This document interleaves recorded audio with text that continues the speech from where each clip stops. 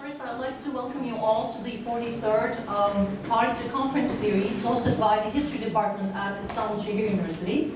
Our guest speaker today is Professor Edmund Burke III, Professor Emeritus of History at the University of California, Santa Cruz, where he has taught for many years and served as the director of the Center for World History. Professor Burke graduated from the University of Notre Dame in 1962, and then he completed his PhD at Princeton University. Over the decades, he has held many grants and fellowships. His research areas cover Islamic history, modern Middle Eastern and North African history, Mediterranean history, French history, Orientalism, European imperialism, and world history, of course. And among the many books he has authored, co-authored, edited, you can see only a selection on the board, as you can see, with the book titles attached, which is not very professional, I need to admit. That was there was a problem with the program, with the PowerPoint at the last minute, so sorry about the kind of mess with the visuals there. But it's there. I mean, it serves a purpose, I guess. You can see the selected publications. And we're especially grateful today that he has been able to join us because of a health scare we had, because of a slight illness he suffered, but we're very thankful. And without further ado, I'd like to leave the floor to Professor Edmund Burke to deliver his talk entitled Reconsidering Marshall Hodgson.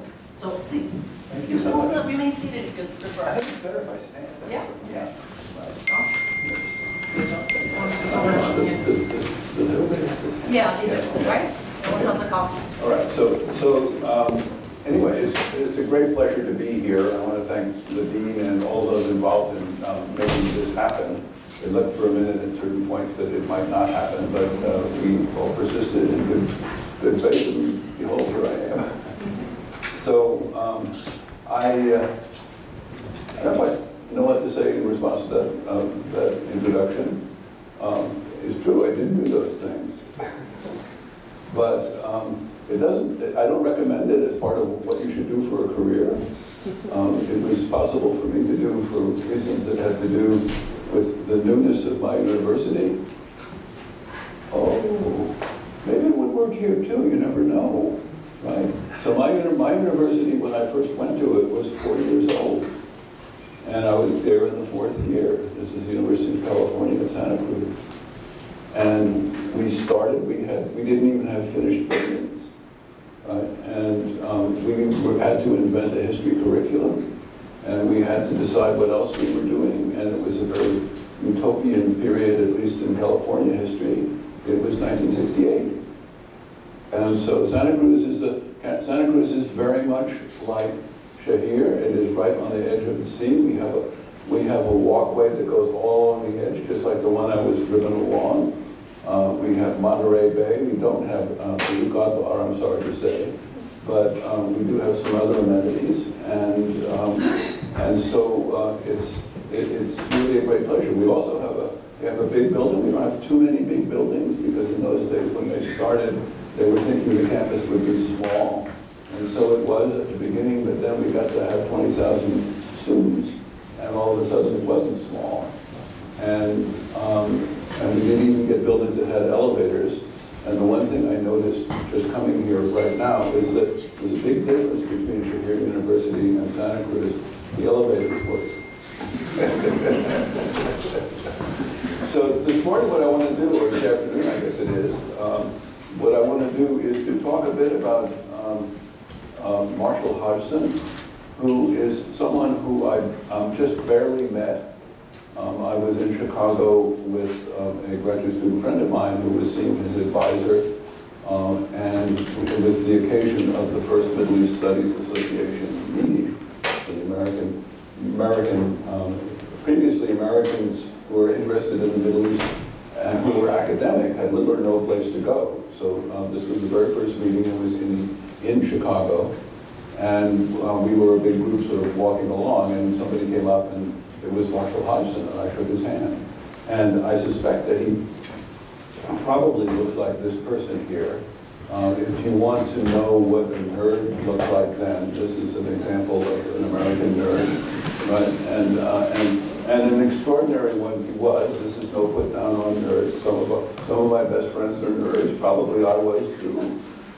But it's also the case that you know, people think about lots of different things, and some of them are obsessive compulsive, and others just do that. And the ones who just think, am I going too fast for people? Please let me know, because I'm aware that English language levels are probably up and down. So if you're having a problem, let me know. I do tend to talk fast, and sometimes I mumble, and if I do that, you could also put your hand up, and I won't take it amiss.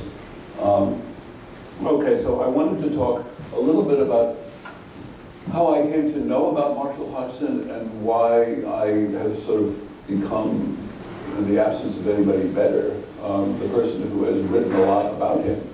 I didn't intend to write a lot about him. You could say that Marshall Hodgson was my hobby. Every little, once in a while, 6 or 8 years, I would write an essay on Marshall Hodgson, and everybody would be amazed, and nobody had ever heard of him at the beginning or at the end. They still haven't heard of him. And I obviously didn't write enough, and probably if I had had a Twitter account, I would have done better. But anyway, we didn't have Twitter accounts then, and I wouldn't know what to do with one if I had it now. So somebody else in this audience is going to have to take up the cudgels and sally forth and tell the world about Marshall Hodgson and why it's important to know about him. And so I'm going to begin to try and tell you some things about why it's important to know about him. And the first one, and probably the most important intellectual one, is that he he understood from the beginning that talking about Islamic civilization in Western audiences was a very difficult thing to do. And we could ask why, and some of you would have an immediate answer, I'm sure. You would say, well, of course, it's the latent, if not indeed overt, Islamophobia of Western audiences, that they would not receive this particular frequency on their inbuilt racially charged radios, and therefore you would not get very far if you were Marshall Hodgson and you were trying to talk about Islamic civilization. And that's true, but it's not the story, and the story has a more intellectual basis, although I can do it in a few moments, I think, and that has to do with the word civilization. So what's the problem with the word civilization? So a big problem with the word civilization is if you're trying to explain any other civilization in the world except Western civilization, then right away the game is fixed. And what I mean by that is that Western civilization and the whole idea of what it is contains the biography of the West. So everything that the West did is therefore becomes part of what Western civilization is or was. And so if you are Chinese, or you are South Asian, or you are Middle Eastern, you will be looking in a mirror that will not reflect you adequately, because it has got basic inbuilt problems, which is that it thinks civilization has something to do with the West. And it has something to do, in particular, with what Hodgson very early on called the non-existent straight line that goes from the Greeks to the Renaissance to modern times. This is not the history of the West. So what the West was for most of its career, until really the Renaissance, was an outlier of all world civilizations. The name of the interconnecting group of world societies that excluded the West was Eurasia. And Eurasia was a shared culture in which Hellenistic thought, but also Greek thought, also Hindu thought, Middle Eastern thought of various kinds, all participated. And Hodgson had that basic insight very early on. And that's a very fundamental and important thing, because it means that if you're trying to teach the history of Islamic civilization, or even imagine it, let alone write 3 books, which he did, right, The Venture of Islam, in 3 volumes, then you need to understand that civilization is not going to get you there. Even though, and here's we can stop for a moment and just note in passing that the title of the venture of Islam is Conscience and History in a World Civilization, right? And the word civilization does tumble back in, but now it tumbles back in a way that is surrounded by other words, other nouns that modify it to a degree. And in particular, of course, the word world history. And so Hodgson's way of telling the story of Islamic civilization, to fall into that trap already, right? But that's just what we do, right? So stop my mouth every time I say the word civilization. Well, we have to put something else in that space. And so what Hodgson does is he systematically tries to make us pause and go, okay, so civilization is a word I shouldn't be using because it's a Western word and because it's a word that is actually, is an inadequate, indeed, a fantasy of how the West came about, right? A fantasy, that is to say, it doesn't exist, a bad dream. Or in this case, it's a good dream because it leaves all of the bad things that the West did out and only includes the good things. So that's the best kind of civilizational narrative you could ever have if you were organizing yourself a civilizational narrative. Right, so anyway, so let's go back to Hodgson and world history. So world history then for Hodgson meant the history of the interconnecting societies of Eurasia. That's what it meant. And for a long time, Europe is outside that space. It's not part of the space. It doesn't participate in the shared part of that in particular. And some people even these days, so I think I will do this now because I'm difficult to follow already on a good day. This may not be a good day, but let me just warn you in advance. I will eventually come back to things. You might think I've dropped the subject. Oh no, it's not true. I will come back and I will explain why I was heading out. And if I don't, you will be so kind as to let me know in the question period. Okay, so with that understanding, so Hodgson gives us Eurasia, or indeed, as I was about to say, Afro-Eurasia, expanding it still further. And the biggest place that Hodgson's world historical thinking patterns has made a dent in the way in which world history is taught in the United States is that the basic time periods that are laid out are ones that are heavily influenced by Hodgson, and in particular, what he called the middle period. So the middle periods start in the middle of the 10th century, and they go forward until 1750. It'd be hard to know where to stop exactly, but we could say that. Or if you like round numbers, you could say it was 950 to 1750. So that gives us a bunch of centuries to play with, and then you cut that in half, and then you've got the middle periods. So the venture of Islam had 6 volumes, and it had 6 volumes because the University of Chicago, where it was first taught and developed indeed by Hodgson, who was a faculty member there. The University of Chicago was one of the rare campuses in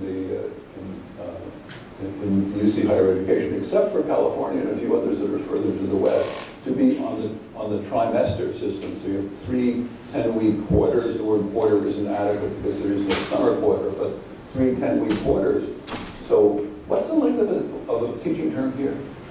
Somebody tell me. 2 semesters. How many? 2 semesters. How long? 14 weeks. That's about conventional, right? So 14 weeks. Sometimes they go 16 in some places I've seen. But in a 10-week quarter, God forbid you should ever get a head cold, right? I mean, it's very hard to make up. If you are you go swimming and you have an accident and you can't come for a week or more, you have a personal difficulty in your life that requires that you just take some time off. 10-week quarter means that 2 weeks more or less evaporate from your life. Well, if you consider in a 10-week quarter, there's the beginning week and an ending week. So the ending week is preparing for finals. The beginning week is sort of getting to know where the door is that you have to go through to listen to this teacher. So you really only have 8 weeks. So then if you're getting sick, then you have a real problem. All right, so this is, God forbid, anybody should ever say that they want to have quarters here. If they do, you know what to do. Okay? You've been warned against the quarter system because it's just not going to take us very far.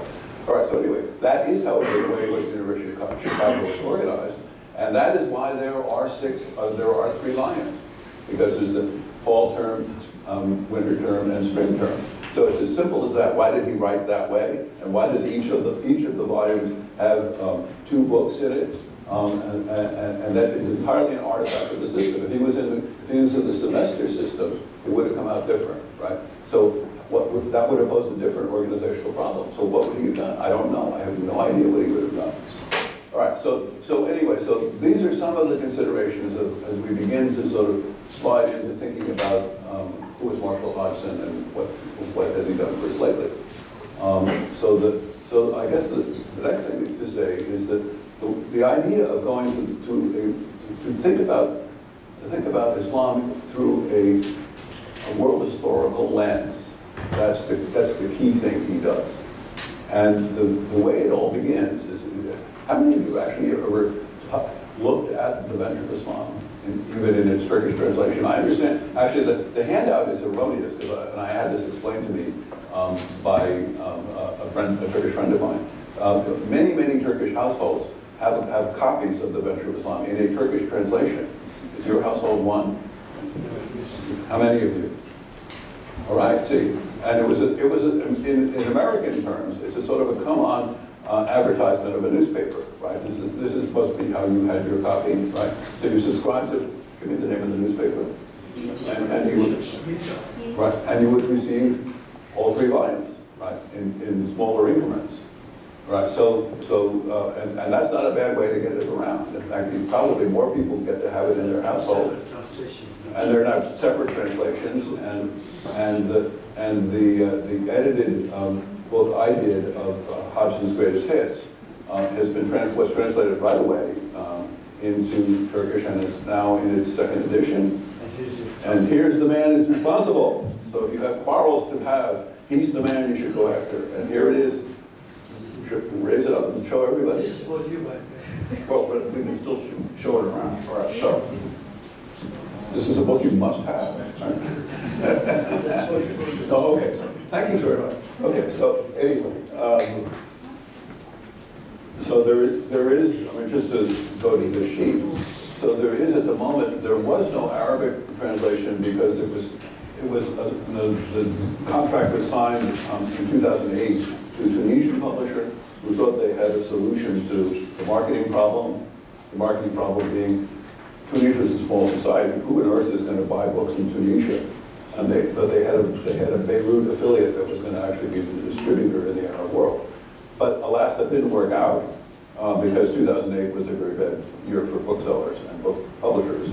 And that publisher was unable to follow through. And as a result, the contract was available again. And now it is being, an Arabic translation is being done. And this time, the money behind it comes from the Kingdom of Saudi Arabia. So we can hope that that will mean that it does actually see the light of day. There is a Chinese translation. In fact, there are several Chinese translations. There's one from Taiwan and one from the People's Republic.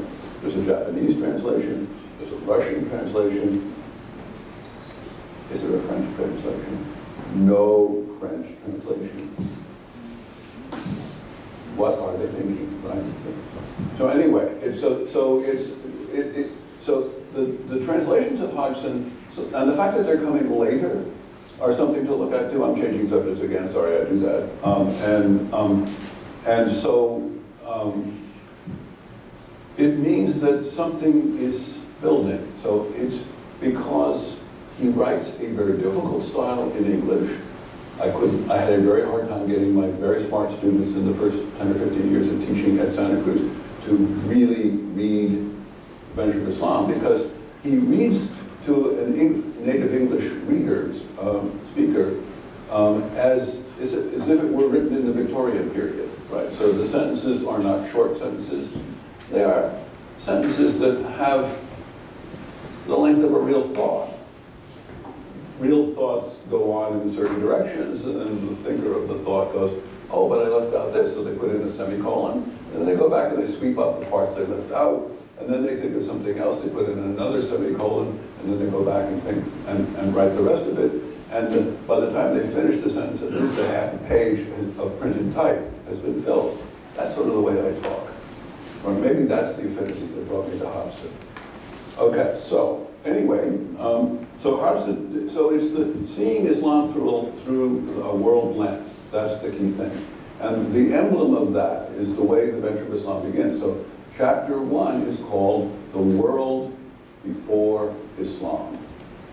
And that is a fundamental change from the way in which virtually all of the books in European languages begin. They all begin with Arabia before Muhammad, right?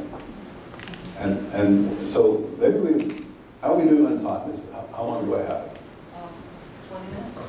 Oh dear, okay. Because as you can see already, what I love to do is to get people involved in the conversation. We can do that afterwards. I don't think I'm going to be able to manage that right now. Maybe there's a mercy there.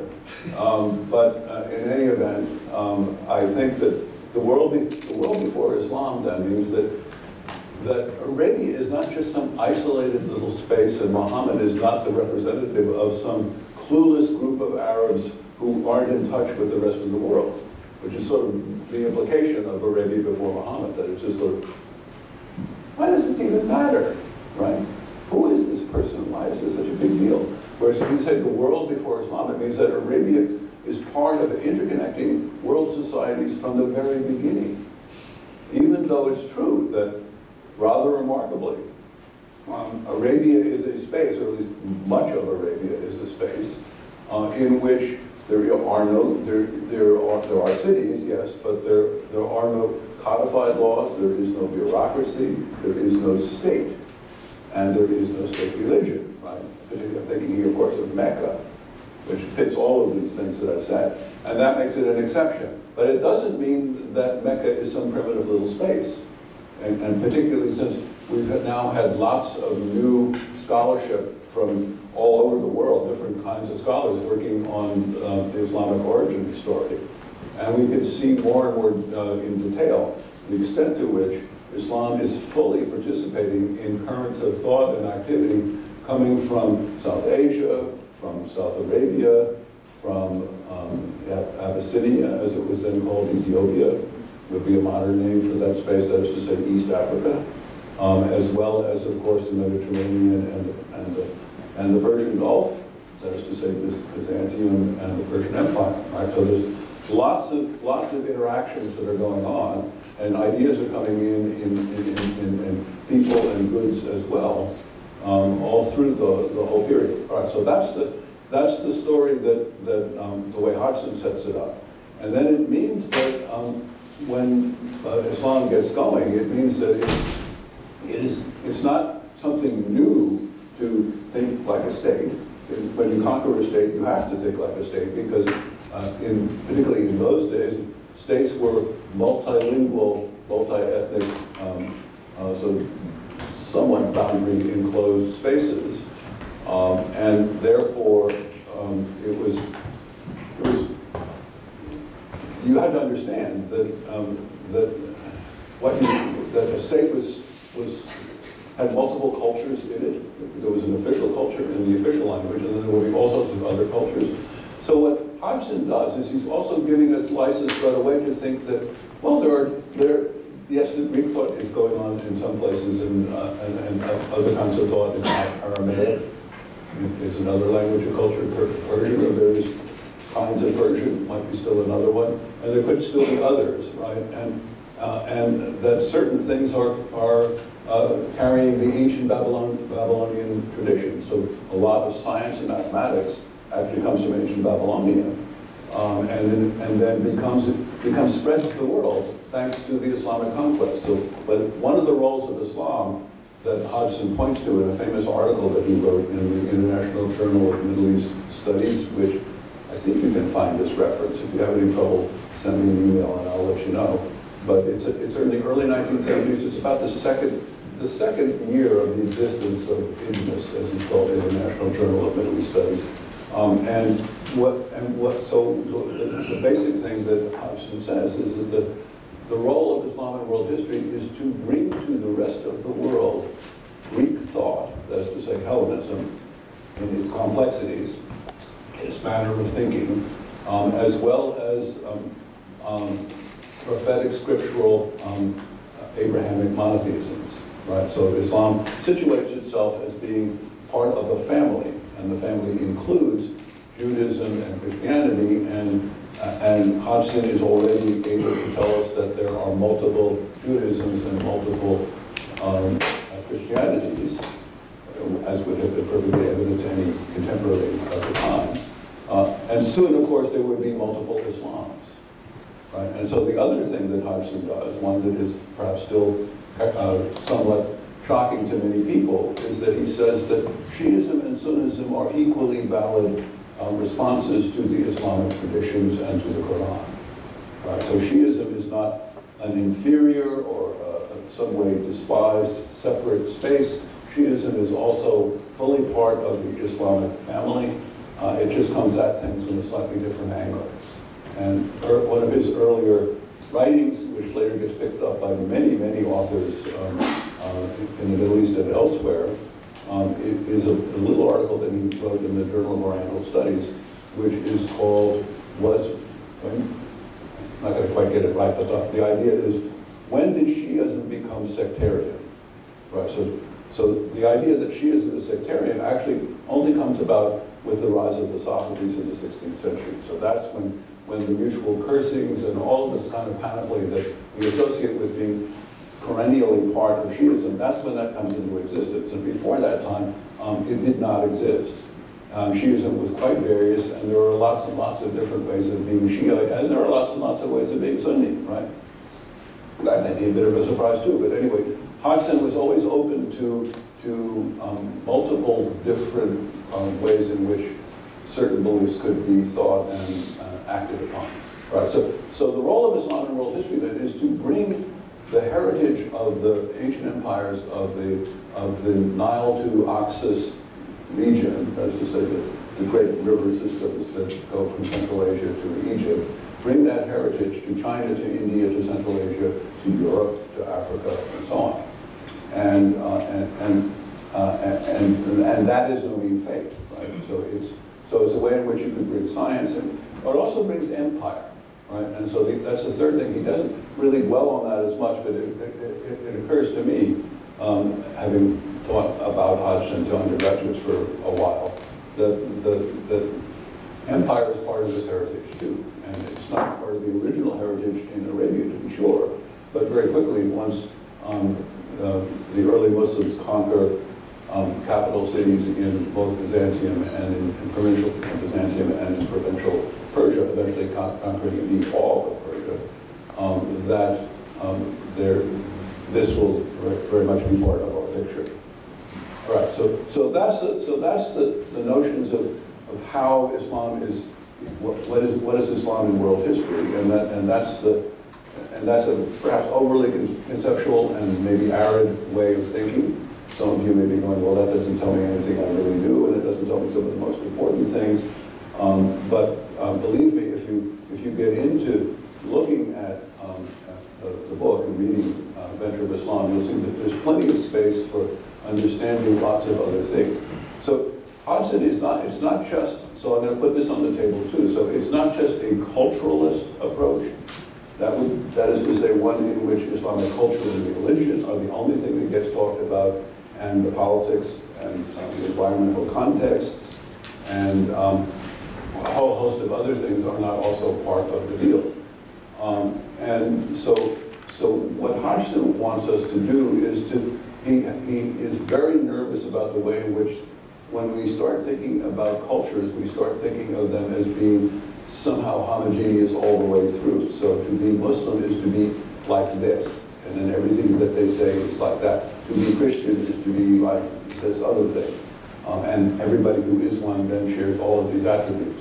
So what he wants us to think is that, no, this is not a very helpful way of going about it. And in particular, what we need to understand is that there are structural, political and economic structural contexts in which things happen, and there are environmental contexts, and there are social contexts, and those often have at least as much to do, if not more, with how things actually happened in certain time periods in certain regions of the world than others. So in particular, I would recommend to you, if you have read Hodgson, or if you want to start off with him, and maybe you are interested in how material reality is part of it, and not just cultural reality. So the materialist versus culturalist is an old division, particularly in Western thought. It's one that Hodgson also shares. So he is very much a materialist as well as a culturalist, and that's part of what makes the venture of Islam such a mind-stretching enterprise. So there's a chapter, I think it's volume 3, book 1, which is called The Social Order in English, anyway. And it's a very lengthy chapter. A lot of it was not exactly speculative, but it was certainly not something that was the common understanding of most Orientalists and, of course, historians who wrote in that period. Here we need to understand that Hodgson is an interdisciplinary thinker. And in particular, what that meant for him is that the group of fellow professors that he hung out with at the University of Chicago, which was a very interdisciplinary space, were the most important ones, were economists and anthropologists. Right? So that means that he's always looking for how is it funded, how do people earn a living, how do families replicate themselves in the economic order, and also he's simultaneously looking for how we can think about the existence of political structures shape what the possibilities of human action might be. So that's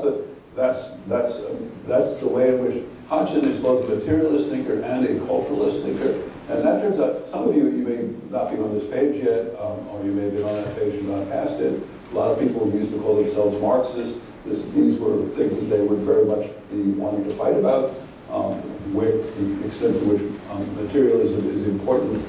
Was Hodgson a Marxist? Well, at one point he had a fight with the guy who co-taught with him, who had the office next to him, a man named Reuben Smith, without whom we would not have the 3 volumes in English that we do, because Hodgson died at the age of 44, leaving the venture of Islam unfinished.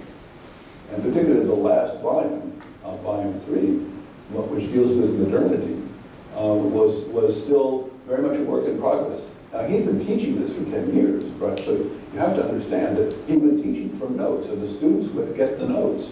And so this is before there was Xerox photocopy, right? And so the way in which students had access to what the professor thought, what was the textbook, before the textbook ever was published, right? How did that happen? And the answer is there's something called the mimeograph machine. Some of you may want to talk to your grandparents about what was a mimeograph machine, because they go back at least that far. When I was a grad student in Paris, this is the way French undergraduate students at the Sorbonne accessed what they were going to be reading in their course. They got something that was called the dactylo. Dactylographie is the name it went by in French, but mimeograph is the same thing. So you have a sheet of paper.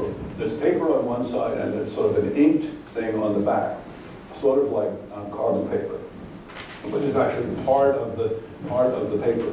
And then the person preparing it types on it.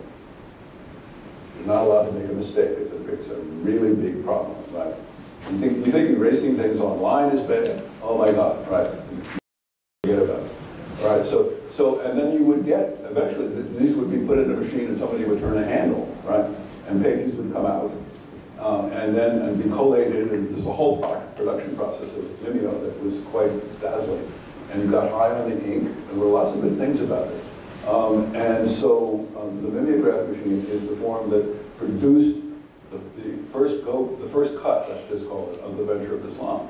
But it was always being modified, because he was a perfectionist, and because he didn't know enough, and because he knew that certain things he needed to do better than he did for the next year's student, and so on. So that's what you're looking at. So the venture of Islam ends unfinished because that's the more modern stuff he hadn't gotten to yet. But also because he was obsessive. And probably he would never have finished it. I mean, that's a thought I've had, right? That with because we all know people who are brilliant and who really want to have it come out exactly the way it's supposed to be. And so they don't hand in their thesis because they're stuck on no, chapter 4 really needs to be modified, or maybe they managed to get their thesis through and now they're a professor and they're going to be judged on their work, but no, they haven't finished their book yet because, oh my God, this chapter, I can't bear it, it's horrible, and they get stuck, right? So this is sort of what happened to Hodgson too. He died while jogging. I'm not sure I want to make any moral imputations about that, but I was not a jogger.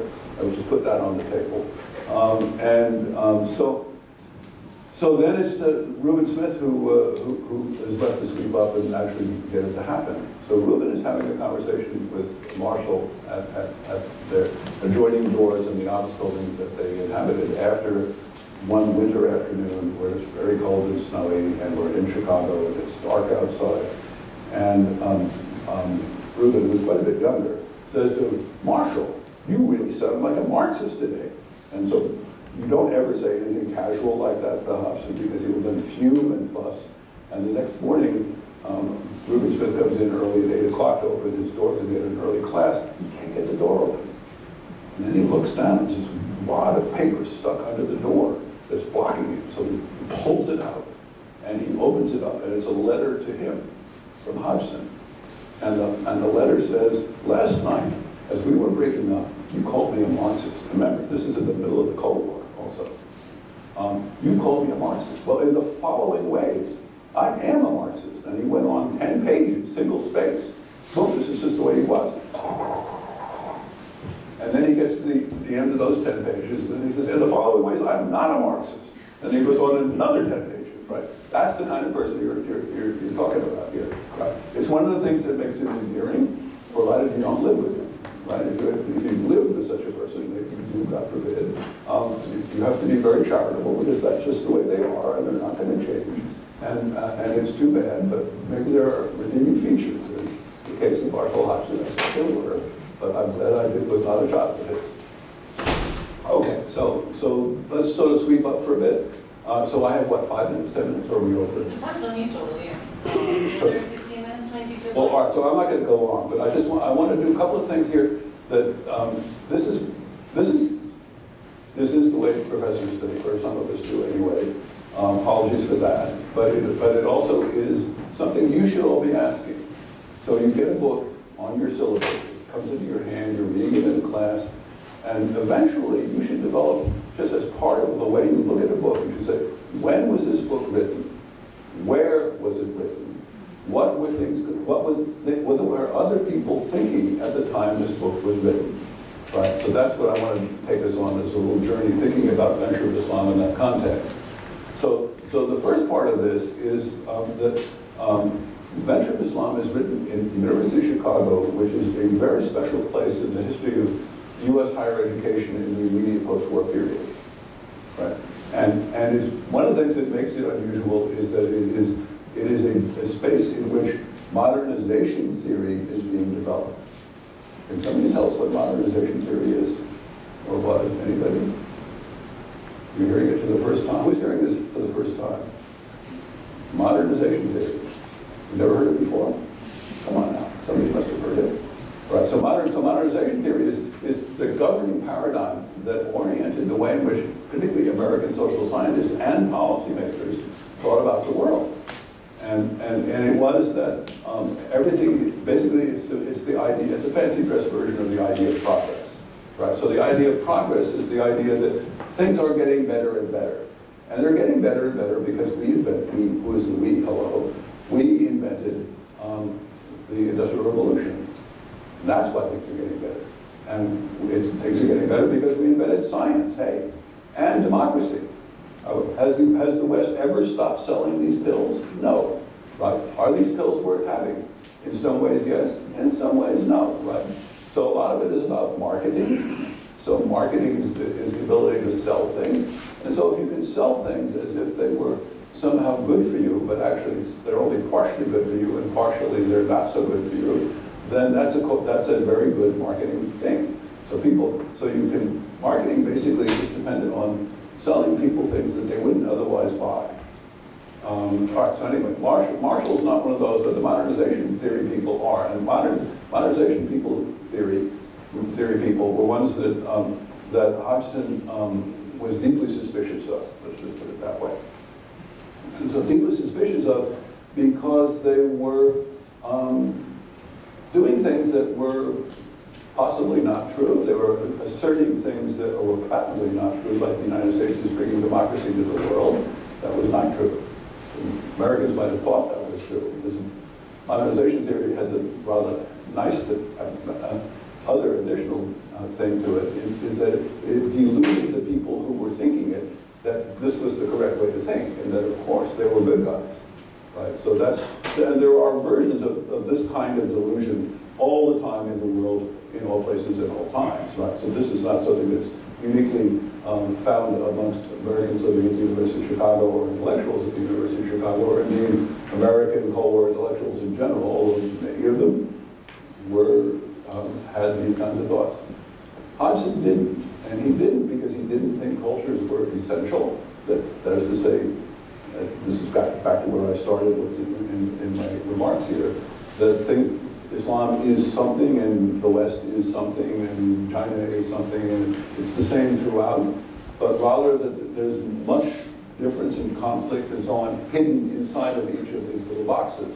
And so he's an anti-essentialist, is Hodgson. And so that's one of the reasons that he doesn't like this. And indeed, in the intro to The Venture of Islam was a big 100 and some odd page chapter, which is just sort of his prolemena, his sort of big forward to it. It's sort of like thinking about Ibn Khaldun, the great Arabic sociologist, as some people would call him, whose 3-volume work is called The Introduction, right? Or in the translation, the quote, and it's pronounced Polemena. But anyway, there we are. I sort of did.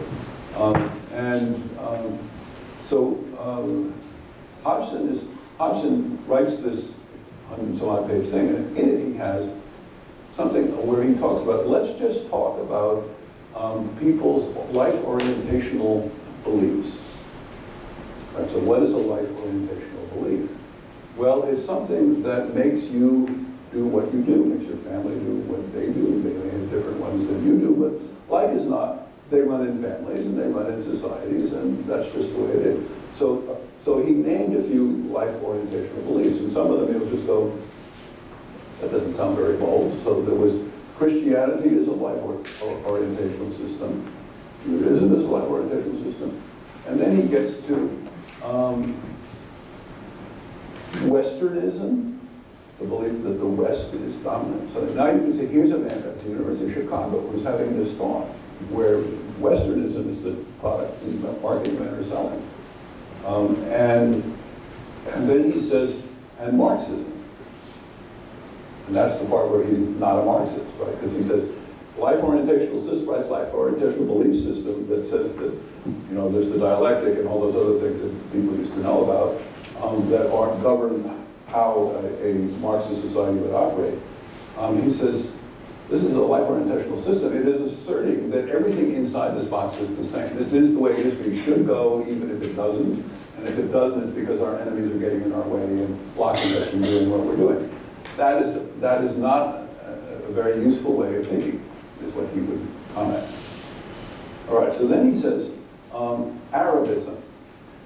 And by that he means the Arabistic bias, that's a term he uses, on what is Islam, right? So which used to be, so Islam is anything that casts Arab societies, Arab peoples in a good light, right? So all the good things about that would be what would be part of the bias. But part of the bias is also then it means that Persians and Turks are not part of the Arabistic bias. Indeed, they are regarded with suspicion by people who have this bias, right? And so Hodgson was having these thoughts already in the early 1950s. And that's pretty amazing, right? And he was doing so in ways that meant that you had to do a critique to understand where he's coming from. But he doesn't want you to know, or he doesn't want you to conclude, is that Islam is one thing either, right? He wants there to be many moving parts. He wants there to be things that are in conflict. He wants there to be spaces where things are all going in the same direction. at particular places and times. But he's not saying that, you know, that this is the way it ought to be. So that insight, this basic idea of life orientational systems, I just would submit, and then maybe I'll stop because I've already went sweepingly past my deadline here. And I thank you for your kindness and attention. But he would, Hodgson would say that, whoops, lost my train of thoughts. It was a good time to stop. I think I'll just stop. Okay, because otherwise we'll stand here and I'll go rummaging around in the back of my brain trying to figure out what it was I was trying to say. Probably wasn't that important anyway, or if it was important, then your questions will get me to remember what it was. So I await your questions. Thank you.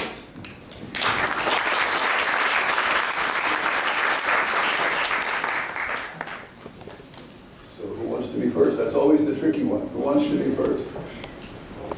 How about people who are not professors should ask the first question? Right, so who's not a professor that wants to ask a question? We're going to roll that, right? Come on. Okay, well, we can make it even worse. Women who want to ask a question should ask it first. Okay, I come from Santa Cruz.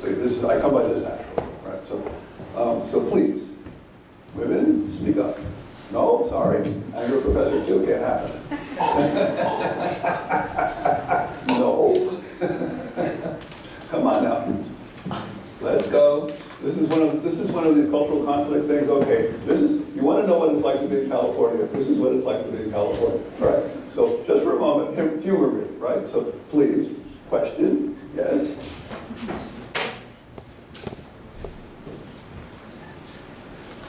Everybody knows that the good thing, one thing that teachers are good for is they know how to stand quietly and wait for an answer. Come on. Let's do it. Oh dear. You guys are letting me down. You would never survive a minute in California. Come on, let's do it. Okay. Right. We're playing this game in Turkey. We're not playing it in California. I've come to my senses finally. Please give me your question. Well, I was just curious.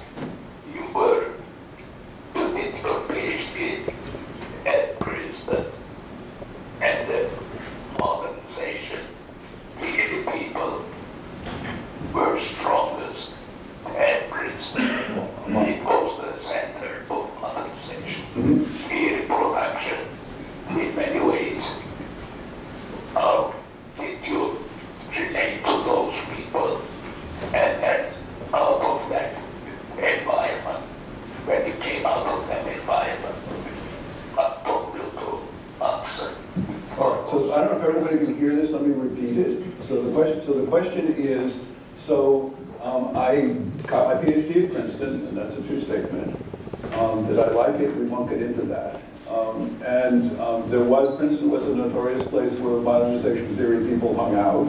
And what did I think about them, and did I have any interactions with them?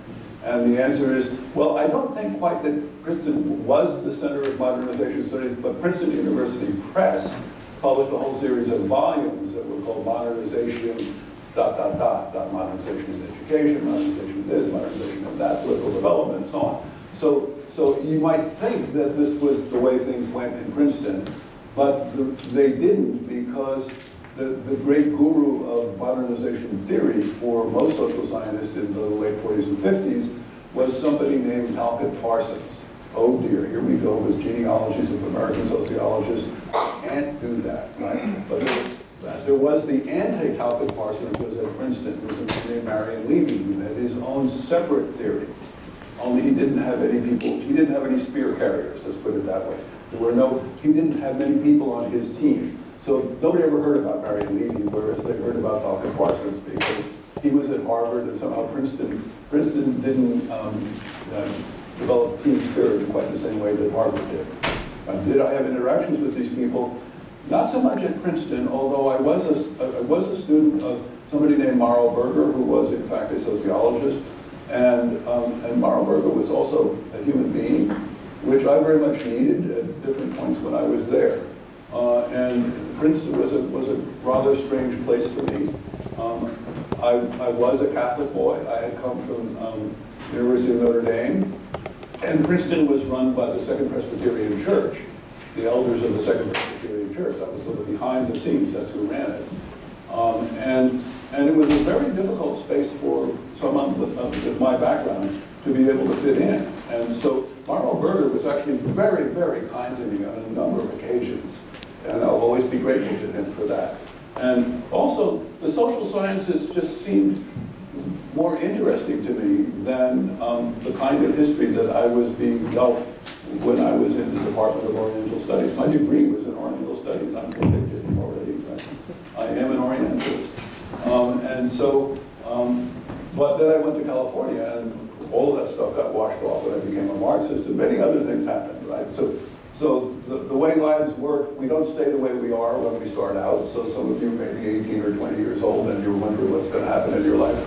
You won't always think the same thing, and that's just true. And you're going to have to deal with that, and the world is going to have to deal with the fact that you don't think the same things either. Anyway, so that's a very long answer to an interesting question, but let's have some more. And I'm going to play California some more. So let's do it. Okay.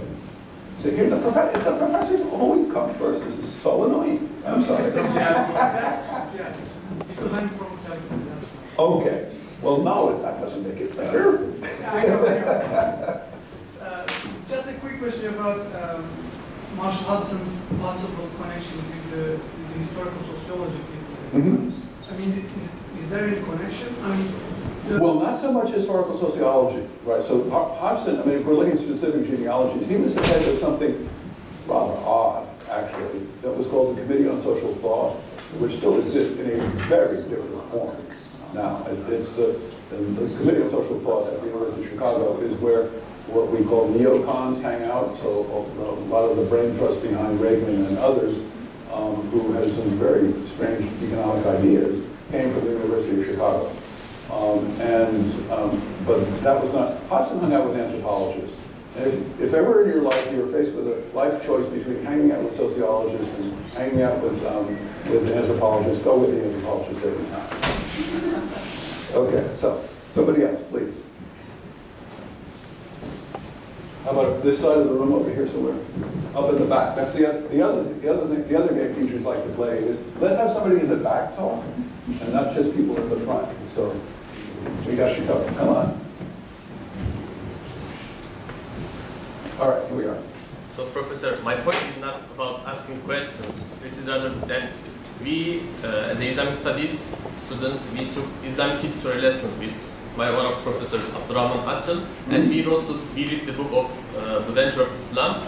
I'd like to thank you for just creating this, what do I say, masterpiece. Just, I want to say thank you. Thank you for thanking me. But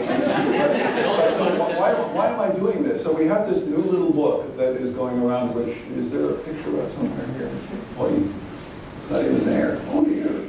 Right. So anyway, so there's a new book which is called Islam and World History: The Ventures of Marshall Hodgson. Right? Which is not a very original title, but it was a way of trying to name something that was otherwise very difficult to name, and the press seemed to like it because it got both world history and Islam into the same space. And if you're marketing books, it's the keywords that count, and the keywords are the nouns that are on the cover. Just if you want to understand what goes on in the heads of people that are at university presses or indeed at presses anywhere, it has to do with keywords, because if you're looking for books online. Right, it's the keywords that pop up are the things that are going to do it. If you give it a long, elaborate title, then nobody will find your book. That's what they say. You can fight like a dog and say, no, that's not the way it works. I have a really great title, but nobody but you and your best friends will think it's great, or it'll be sort of obscure. Anyway, so I did this book because it came out of a Chicago conference that was held in 2012, and the man who organized that conference ran a French, what do we call it? I guess they would call them laboratory, which is a sort of interesting thing to call something going on, a team, maybe a group of thinkers who work on mostly English thought, so les anglicistes, and he himself was somebody who worked on the thought of the man who wrote the book called The Decline and Fall of the Roman Empire, a very famous book. And so Robert Mankin, who was this person, and I were going to do the conference line together, and then he tragically died. And so I saw it sort of through to completion, in part because I felt I contracted a debt with him that I needed to see this thing through. Also, it was only 5 or 6 chapters long, so I could say that, right? Whereas if there had been a dear friend who had written the book that we were both going to be publishing, and he had died and there were 25 chapters, I might have felt differently about it. I will admit to that. All right. Anyway, it's the first book that has, in which there's only 1 chapter by an American, and it's not me. I wrote the intro, and I don't count that as a chapter. But it's and the person involved is a woman named Pamela Crossley, who is an expert on China and its pastoral nomadic others. So the peoples that live, including the Mongols, that would be the best known, but others around the Chinese Empire. And she, for some time, had been reading Hodgson on pastoral nomadic peoples, and he was another whole feature of him. This is more like for the graduate students and the faculty, but he was, if you had to typify his intellectual style, he was a very deeply dyed sort of Weberian. Right, so what does it mean to be a Weberian? Well, it means to be somebody who follows the thought of Max Weber, who still in some ways is very influential, even though the lineage has somehow faded and people don't always cite it. But and I won't bore you to tears by telling you what it was to be a Weberian, except that you like to think in ways in which everything is connected to everything else, and you have little concepts, and the concepts inside them have little concepts. And so everything is like a Matryoshka doll. So you open one, and then there's one inside, and you take open another, and there's another one inside. And each one of them tells you very specifically certain aspects of this larger thing. And so that was how Hodgson worked. So he developed something that he called, what did he call it? Step empires is one phrase, but that's not the one. That's not the $50 phrase that won him the admiration of Penn Crossley. Anyway, he had a whole bunch of different things that talked about the family of pastoral nomadic peoples, that they all had certain things in common. That's the way a social scientist would think, right? And just to give you an example, if you're wondering, well, how is social science different from history? That would be one example of that. Then there are chapters by Germans. There's 2 chapters by Germans. There's one by the late Chris Bailey, a famous world historian of the Indian Empire from Cambridge University. It's one of his very last papers that we have there. He died. This seems to be a book that I'm lucky I got out of the book alive, actually. And so two of the people involved in it died, right? So and there were only 6, so it could have been worse. Anyway, so Chris Bailey has a chapter, and then there's a chapter by Abdeslam Shaddadi, who is a Moroccan world historian and a world expert on Ibn Khaldun, and one by Faisal Devji, who has a chair in South Asian history at Oxford, but who is a Pakistani, I don't know. Anyway, so the best thing about it is it's not written by Americans, and it's not written by people from the University of Chicago, and that means Hodgson got out of the box, right? So from my point of view, Hodgson in the box means only people about Chicago would talk about him, and Hodgson out of the box means somehow he's out in the world now. He's roaming around. Benjamin Islam gets published in not 1 but 2 Turkish editions, and not 1 but 2 Chinese editions. That's important, right? And so, talk to your friends and colleagues and they say, who's Marshall Hodgson? And they will go, I don't know, I've never heard the name before. They say, well, stick around, you're gonna hear it. So he died 50 years ago. He's just beginning to get on people's radar, right? And that's, in part, has to do with the magic of the internet, and partly it has to do with it takes a while to deal with somebody's complex and open thought. So a final remark, and maybe I will just then close it down, is that Hodgson was somebody who, I don't know if it helps if there's one here. But anyway, his enormous human compassion and understanding. So he's not somebody who puts people into boxes to put them in boxes. there's this one, there's that one, oh, look out for that one, look out for this. But he's somebody who is really trying to give us an understanding of Islamic societies that is much bigger and more open.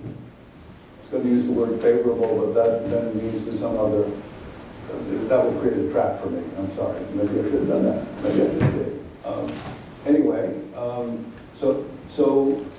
he's the Western Orientalist that comes the furthest in the direction of trying very seriously and with full sort of moral conscience engaged to appreciate Islamic society. His writing on various forms of Sufism, just as one talisman of that, is way beyond anything any Western Orientalist ever thought of saying. And he was able to do that in the midst of a intellectual and cultural American Cold War context at the University of Chicago.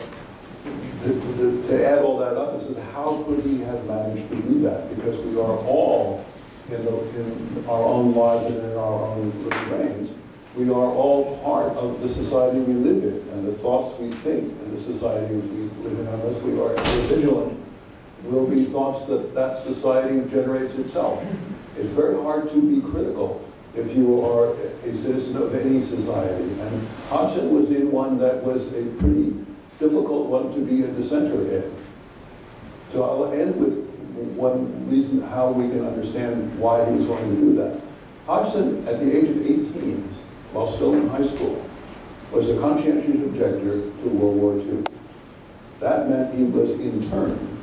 In prison is not the same thing as interned, but he was sent to a camp in a forest in Oregon, very far from where he grew up, and kept there for 3 years while the war was going on, because he objected to the war. He did not want to participate in the war, and the reason he did not want to participate in the war is because he felt that the war, he's a Westerner in some ways and not so much an Easterner in the United States term, so it's not the Eastern Front, it's not the Holocaust, which mostly was not known at the time he was 18. In fact, it wasn't known at the time he was 18. But it was the way in which Japan was painted in lurid, racist colors. So he objected to the war in the Pacific War, which was the war against Japan, on grounds that it was a racist war, that it was a war at base that was against yellow people, just to put it in that crude way. And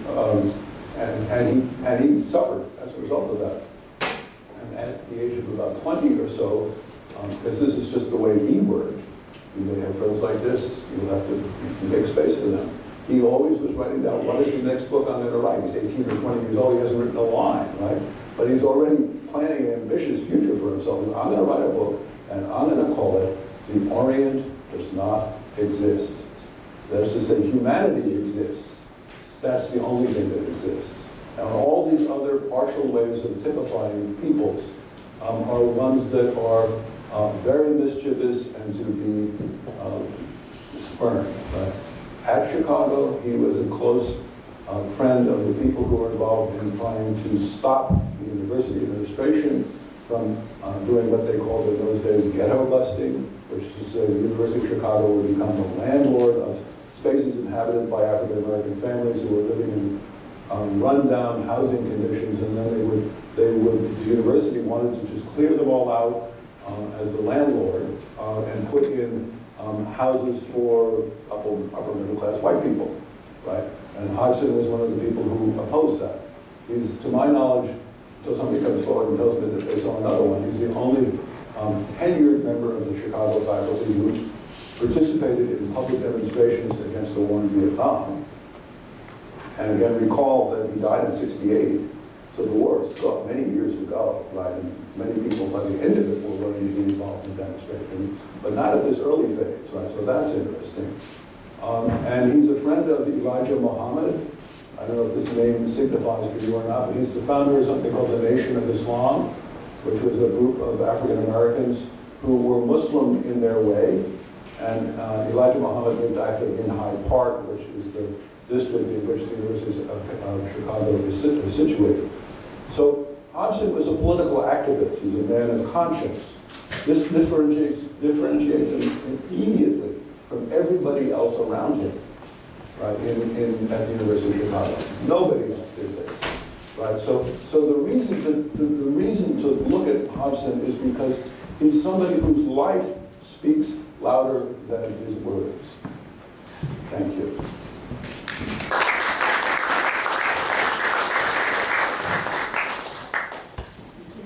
Okay, are we done? Suddenly we have a question. Well, I have an observation in your mind. Go ahead. Well, I bought all 3 volumes of books when I was a student in the early 80s, Right. but I never liked.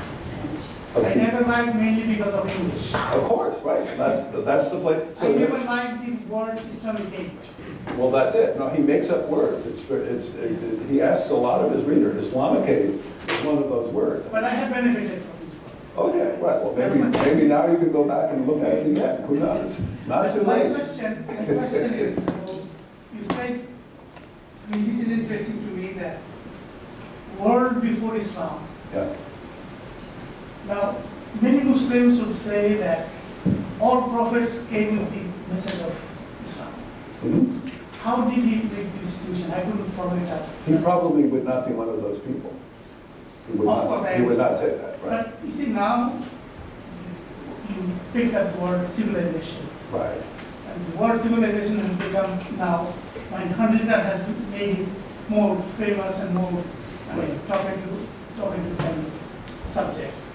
Now, when I study this, I feel that point, that all prophets came with the message of Islam, makes sense to me. Mm-hmm. Because when I look at different civilizations in history, I can easily point out the traces of divine guidance in every civilization. So I'm just wondering how. Well, in some ways he would. Actually, I'm going to contradict myself. I think you're actually right. In some ways he does. That is who he is too. That is what he thinks. So that you're not wrong. Okay. Thank you for this nice talk. I just wondering about his religious convictions. He was a Quaker, and do you think that has something to do with his ideas on his entire? Thank you so much for mentioning that. Yes, he's a Quaker, right? Some of you may never have met a Quaker. I'm not sure how many Quakers I've met in my life. There aren't very many of them on the ground. You have to count yourself pretty lucky to meet one. And then, unfortunately, Quakers are people too, so there were Quakers even back in the 18th century when Quakerism was invented. It's a sort of a dissident Christian sect without Christ, right? And they believe in gatherings in which people sit in silence, right? That's their form of worship. And then if somebody is moved to say something, then they will stand up and say it, and a small conversation might ensue. But Quakerism is not about preaching, and it's not about scripture. It's about what they call the inner light, right? So the internal voice that is your conscience that's speaking, right? And so Hodgson was a Quaker, and it was a very important thing for him. And to be a Quaker meant for him. There's the line in American Quakerism that's the important one. They were against slavery already in the 18th century, right? So some Quakers, some of the famous Quakers, were slave traders, right? In the U.S. Context, in the British context, because Quakerism is British. The reason they're in the United States is because they got chased out by the British, by the Church of England in particular, and so. It's following the strand in Quakerism that is universal, that opens out. Let me have the venture, probably not. Anyway, so that Venture of Islam has a little epigraph that is on the front page, which is a quote from somebody named John Woolman, who was an 18th century Quaker, and it calls, let's see, it's basically, it's an anti-racist idea, right? And to think that mankind is divided into groups of people some of whom are uniquely favored over others and so on. presupposes a darkness of the spirit, or something like that. Presupposes a darkness of the spirit. That is to say, if you believe that, you're wrong, right? And so that's what, and that he puts that as a little emblem on his book. So it's a sign that all of the venture of Islam, the whole 3 volumes of it, takes place under the flag of human universalism. Right? And Hodgson, I mean, all of the sensation of the time when the book came out is that many of his colleagues hated it. They hated him. There could be reason to hate him because he was always making little jabbing remarks to people. You know, he was a militant vegetarian, for instance. And there's a quote at some point where he's seated next to somebody who is eating a great big steak lunch at the faculty club at the University of Chicago, and he has his little vegetarian peanut butter sandwich that he's brought from home. And so he's seated there across from this person, and so he looks at the person and he says, "Enjoying your carrion." So carrion is a sort of a word for meat that suggests that it's sort of half rotten and that it's really disgusting, and why are you eating this crap here, right? So anyway, among professors, them would be fighting words. So there's a 50-cent word is why are you eating rotten meat, right? Dead meat, ew, right? So he was capable of posing as a you know, it's one of the, you know, I'm a vegetarian, don't mess with me kind of idea, right? Anyway, maybe the Californian in me sort of come around. All right, all right. More. Oh, okay. It's still professors. This is all the students don't ask get this question here. What kind of colonized space is this? Right, go ahead.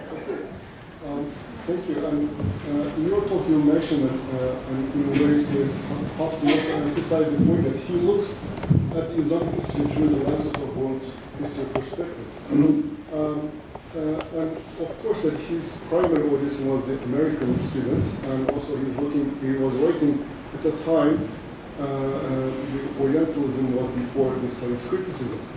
But at the same time, there's also another aspect of the same thing that he looks at the Islamic history as a world history phenomenon, which also very much contradicts how the Muslims view Islamic history, because it was not only, as the Western thought imagines, exotic history in some sense, but at the same time, from the Muslim point, it usually fills with ruptures, and also ruptures from the pre-Islamic period. So the question is, so his primary audience was, although American students, or maybe the University of Chicago students anyways, had he imagined that his work might influence the Muslims' perspective toward Islamic history? I think it was really, how did you imagine Venture of Islam read by Muslims might influence them and their thinking about their own tradition?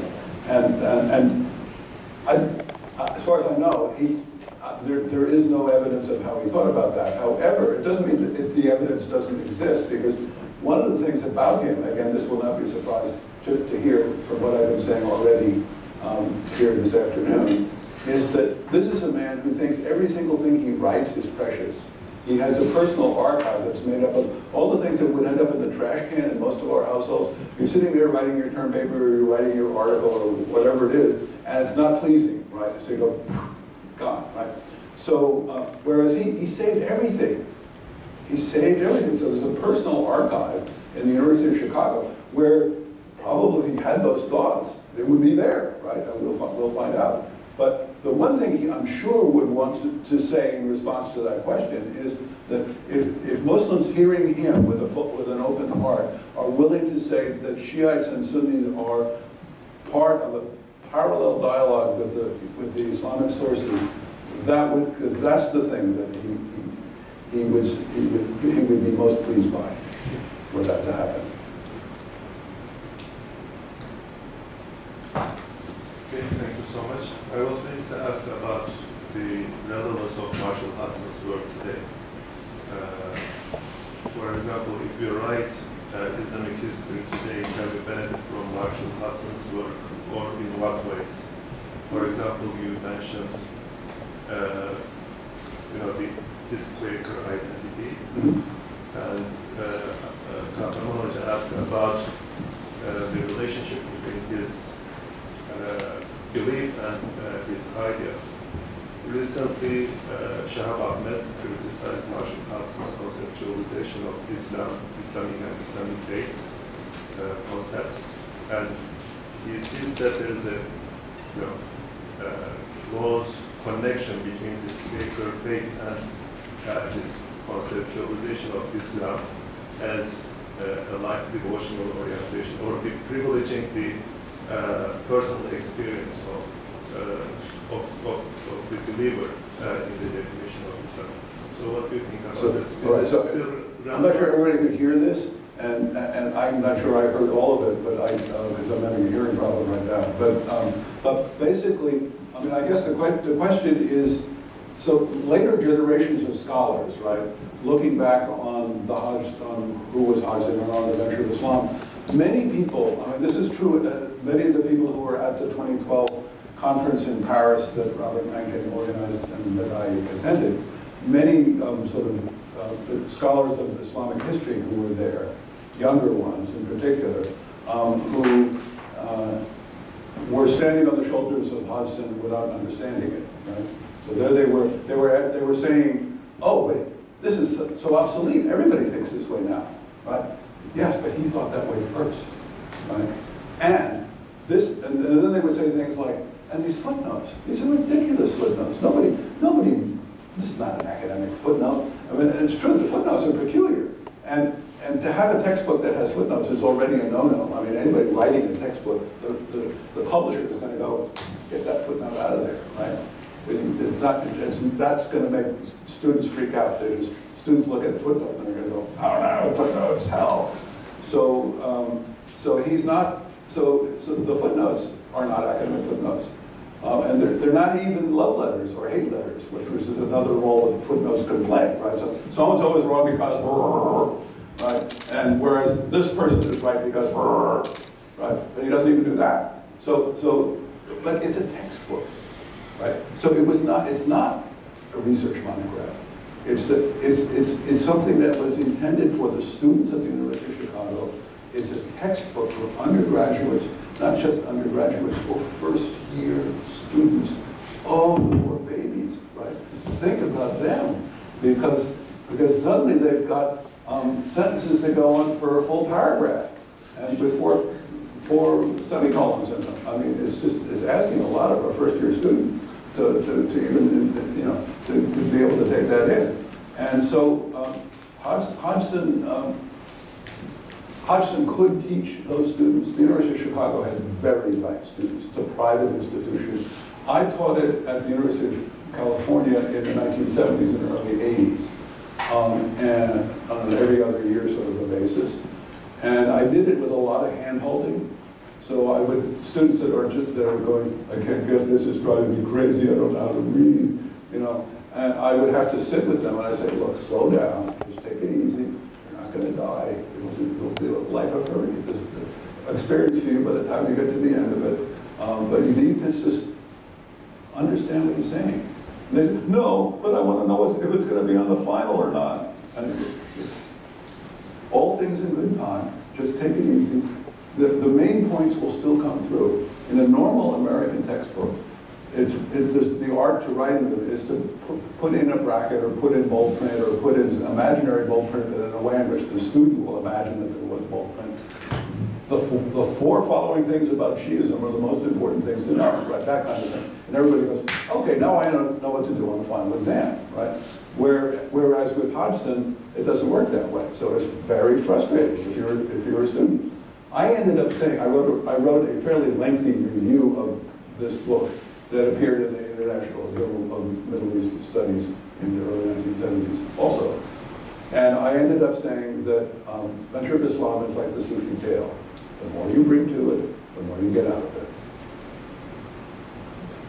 Okay. Where are we going? Way up in the back. All right, somebody in the back. First of all, thank you for coming. My question is about his doctoral thesis dissertation. Both Bernard Lewis and he wrote about Ismailis. Might there be a relation between those two?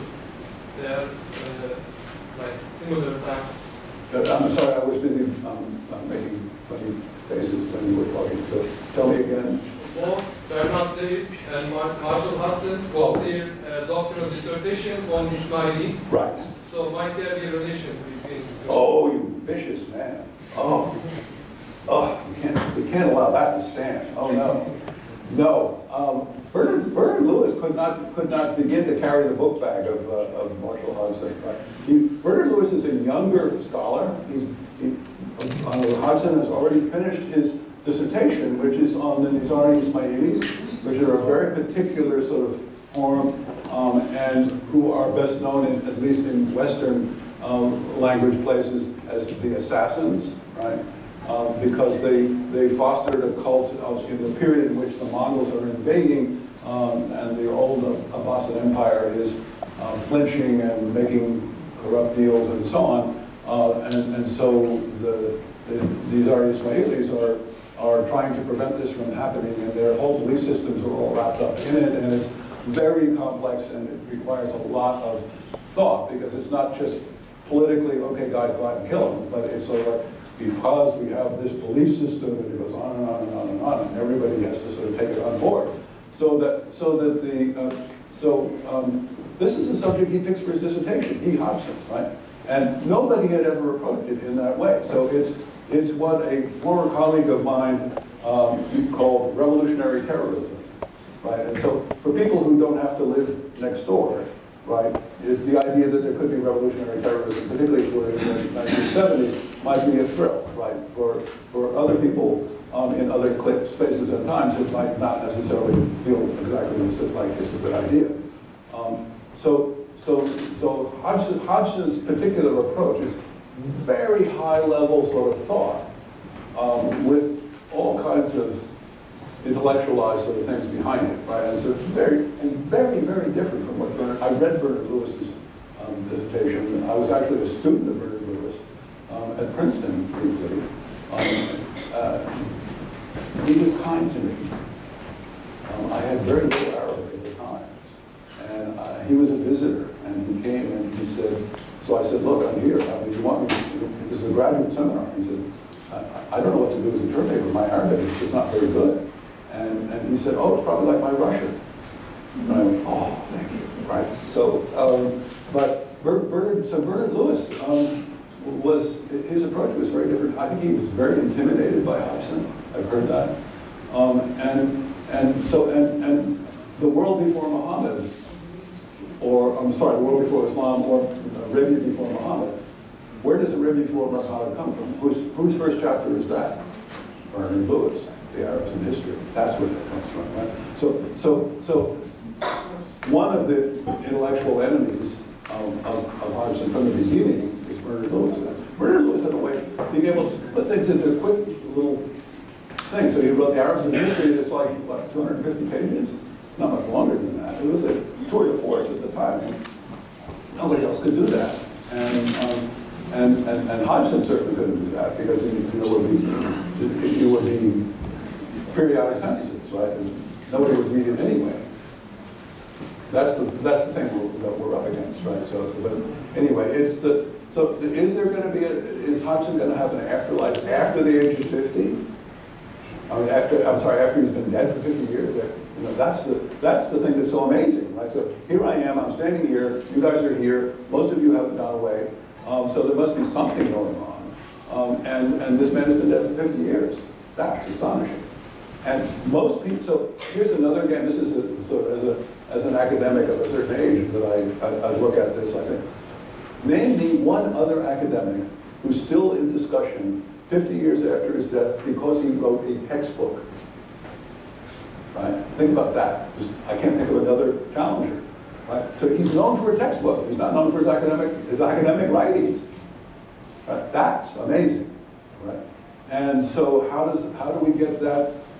You know, first of all, what do you want to do with that? With just that intervention? Something magic is happening, I think. And maybe that we're in a particular moment in history right now. We don't know where things are going to go. It's a bit scary for all of us, no matter how old we are. And Hodgson is somebody that puts us back in a space where we think that if we can all just sort of be in touch with others who think humanity matters, maybe we'll have some kind of a chance. World history, mostly world history as it is taught, in wherever it's taught, world history is not something that has a moral conscience. It's not something that has any politics. And Rajab Islam had both of those things. And I don't think having politics is a bad thing. Deans might not like it. Higher administrators might not like it. Citizens outside the walls might find it objectionable. But I think it's one of the most successful and important things that universities can do is to actually allow people to think against the system, against the grain of the system in which they are inserted. Yeah, so go ahead. So, Definitely we know that this whole project was actually Hodgson's whole project was to give a space for Islam in the world history. But can you tell us more about his inspiration around all this project? I mean, and also about something about his mysterious death. And something about his mysterious death. Can you please elaborate on that? I mean, he was jogging in June. It's hot in Chicago in June. He was jogging with a grad student who actually had been a grad student, a friend of mine at Princeton, who was then hired in Chicago. And they're jogging in the heat, and this is probably not recommendable. And he was, you know, just random. Who knows? Genetics maybe is the biggest single explanation, but I don't know. I'm sorry, I missed the rest of your sentence. The first thing was that what was the inspiration actually behind all his work as so far as giving Islam a place in the world history? What was the inspiration? Can you tell us more about that? Why did he do this? Yes, definitely. I think because he was a real believer in that moment. There were other Americans who thought, other people in the world who thought that way, actually. One of the papers in this book that's just the edited book that I just published, that was the biggest surprise to me, is there's a German historian, a woman at Leipzig University, who has been all over the papers of Hodgson and all of the private papers of the people at the University of Chicago, Columbia University, various other places. So she's studying about Cold War American universities, there are a few of them, and then has some general conclusions to make. One of the things that Hodgson does, and I admit to not having really thought of it having any significance, he gets involved in something called the UNESCO history of humankind. Right? So UNESCO, we all know, part of the UN, is the economic and cultural part, social as well. And one of the things he did in the immediate aftermath of World War II, as a gesture of sort of showing that there could be a human history at a moment when it seemed all the more unlikely that this was ever going to happen. So we're right after World War II, right after the death camps, right after the dropping of the atomic bomb, in the midst of the horror that was partition in India, right? All of these sort of horrible experiences that are going on all over the globe. And UNESCO is, the UNESCO history of humankind is sort of launched like I don't know what, a paper boat on a pond or something, as an idea that might perhaps help people find a way of all coming together around their humanity. And Hodgson then volunteered, allowed himself to be talked into, almost doesn't matter which way you want to believe it, to be an editor of the volume on modernity that was being edited, the chief editor of which was a colleague of his at Chicago University.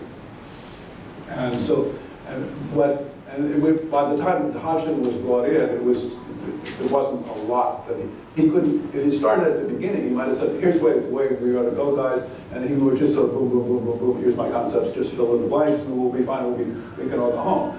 But no, that's not what he did.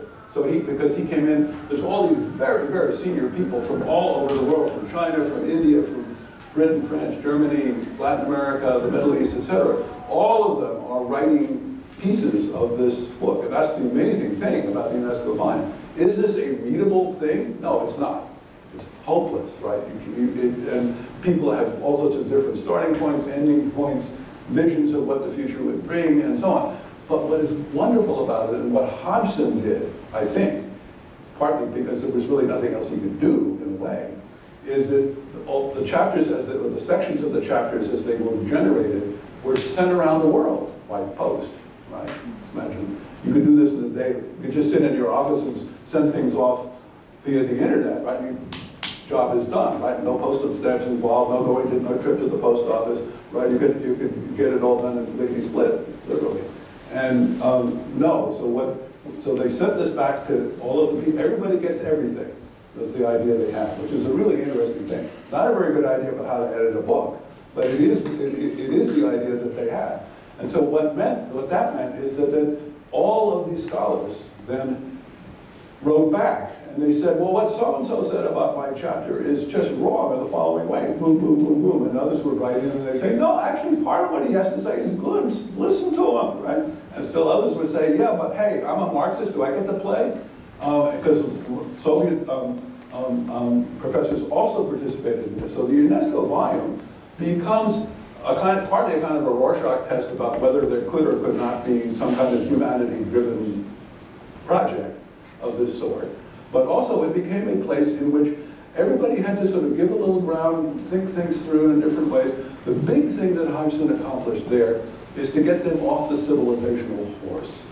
Because everybody sort of gets into Chinese civilization, yay, oh no, Latin American civilization, right? And so what Hodgson says is, get this civilization thing out of your head. Let's think about humanity. Let's think of the interrelations of societies in history. That's the title of a famous article that he had.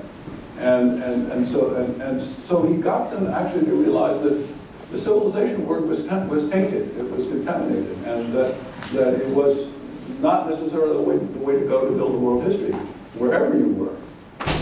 And so the UNESCO volume became a kind of a very interesting crossroad in which people could come together and begin to work out some of their differences and understand that if they had a common objective, which was putting out this I think it's a 5-volume series, that they needed to be able to learn how to work together and respect one another. And so they did. And so part of my vision, I guess, now I'm going to show you some very unfortunate parts of my character. So one part of my vision is that we need to do that again. It's a time now in the history of humanity when we need to be taking one another seriously, carefully, critiquing, respectfully, and trying to work towards some way of understanding how we can all fit on this planet, which otherwise we are so busy trashing the environment of. The bell is ringing. We need to do things. And we need to all agree that it is not fake news, right? That the planet really is in grave danger. And we need to think about how we are going to get from square A to square B. Will there be a place for your grandchildren, right? For even my grandchild? It remains to be seen, right? We don't know. Trump thinks that it's fake news. Of course. Trump thinks that it's fake news. Trump thinks it's fake news. He thinks lots of things are fake news. That doesn't mean he's right. Mostly, probably, it's all fake news. Depends on your perspective, of course, right? I'm getting tired. I have to stop. Yes.